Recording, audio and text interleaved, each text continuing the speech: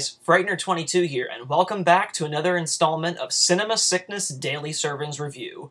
Today we're going to take a look at a film from the late 80s from the director of Tough Turf and Children of the Corn. It's a story about star-crossed lovers set against a really awesome California surf city. So we're going to be taking a look at 1989's Under the Boardwalk. Now, if I had one word to describe Under the Boardwalk, it would be bitchin', because that's exactly what Under the Boardwalk is. It's friggin' bitchin'. Like, I walked into this movie not knowing anything about it. As you can see, I picked up this double feature that Image Entertainment just put out earlier, last fall, actually. And this is two Fritz Kiersch films, Tough Turf from 1985, which is a great film, and I'm sure I'll review it in a future installment of this, but I never knew about Under the Boardwalk until I picked this disc up, so I was like, oh, that's cool, it's kind of like an under-the-radar Fritz Kiersch double feature, that's awesome. So I went into this not knowing anything about it, so I decided to take a gamble on it last night, and I absolutely loved this movie. Totally loved it. It was such a cool, run-of-the-mill kind of 80s, cheesy, fun times type of movie. It's basically a play on the old, you know, Romeo and Juliet, Valley Girl type scenario. You know, two star-crossed lovers, they're both from different sides of the tracks, but they fall head over heels for each other, and both of their, you know, friends and whatnot kind of have their grievances about their, you know, newfound love. So basically, the play on this film is there's a girl in it, and her brother is a surfer, and he has, like, his whole gang of, you know, surfer friends, and they're kind of known as, like, the local gang of surfers that live near the surf, you know, live near the beach and whatnot, and the guy that she ends up being attracted to is another surfer, but he's actually from the valley, and he has his own group of surfer friends that, although they have money and they live in mansions, they're exactly the same as the ones that are kind of like the beach bum local type surfers, but the guy that she's attracted to is actually like a really nice stand-up guy. He's smart. He's kind of struggling with the idea of whether he's going to try and go, you know, pro with surfing, or if he's going to go to college in the fall. You know, all those big questions that we all have to face at some point at our or at another in our life. So there obviously eventually becomes, you know, this whole love, you know, attraction between them, and they end up getting involved. The girl's brother doesn't really like it, the guy's friend, the rich surfer's friends don't really like it, and whatnot, so it kind of just becomes a whole thing of their love, you know, trying to overcome, you know, all odds, basically. Now, the interesting thing with this film is when you look at the back, and then when the film starts, the first-person build is Keith Coogan, who I love, and this was a real surprise to see him in this film, but Keith Coogan is actually more of a supporting character. He's actually the girl's cousin. So he's just a supporting secondary character, but he's really hysterical in it. Now, why they build him first, I can only think that at the time, especially in this movie, he was probably the most recognizable name hot off the success of films like Adventures in Babysitting and Hiding Out, but he certainly is not the star of this film, but he's definitely the most recognizable name in this. Now, although I don't know the names of all of these, all the other actors in this, it's kind of fun, because as I was watching it, and I'm sure many people are going to enjoy this when they watch it too, all the kids that are involved in this film, you've seen their faces like a million times in tons of other things, so it's kind of like going to become this annoying itch of like, oh god, like, where have I seen her before? Like, I can definitely tell you that one of the surfers is definitely Boner from Growing Pains, so that's just one instance, but there's a ton of other characters in this where, like, you're just going to be like, I've seen this guy in an episode of an 80s sitcom, or I've seen this chick in, like, a sex comedy or something, so it's really cool. There's just a lot of familiar, recognizable faces from genre films from the 80s. You just don't really know their names, so it's kind of fun.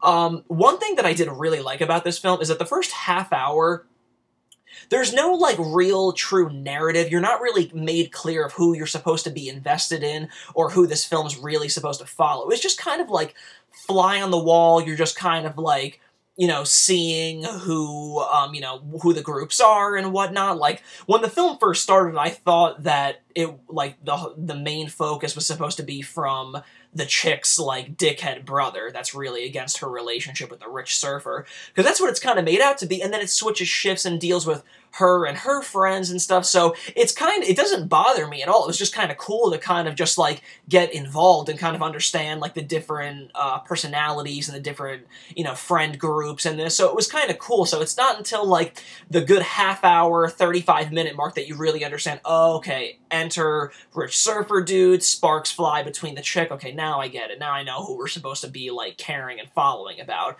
But it's okay, it's totally fine.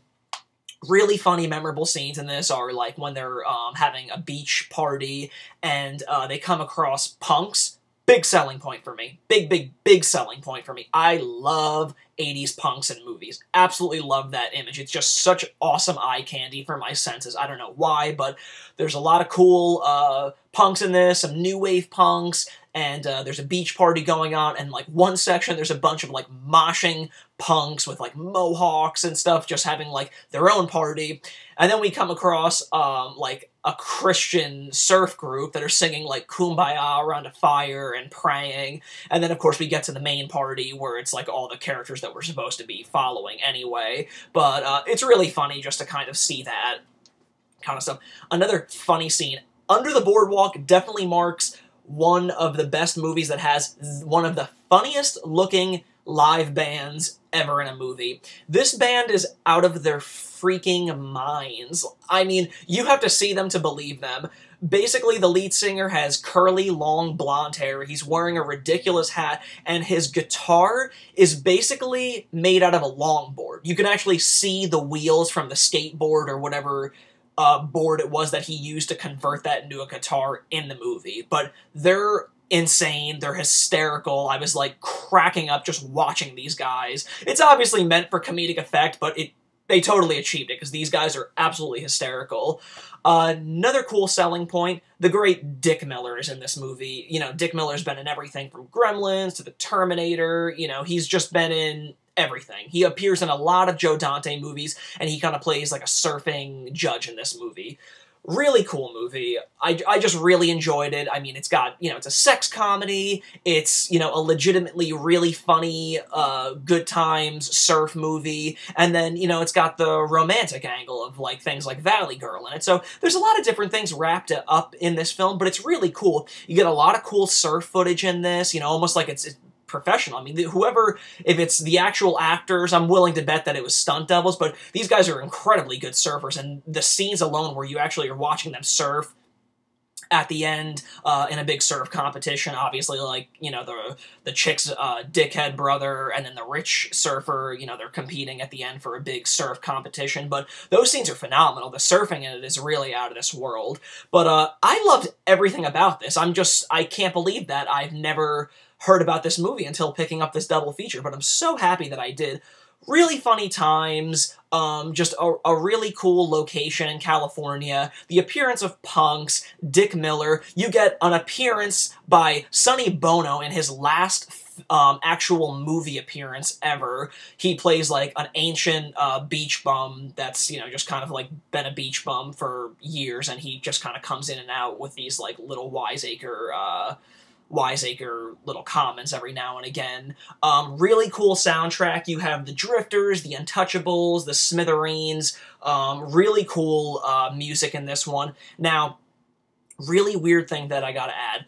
There's an actor in this that plays a beach bum. His name's Tracy Walter. He's probably most famously known as Bob the Goon from Tim Burton's Batman. And the last 3 days, he's appeared in all 3 of the movies I've reviewed. This is a total coincidence, but it was the weirdest thing. He plays the FBI agent with Pee Wee Herman in Matilda.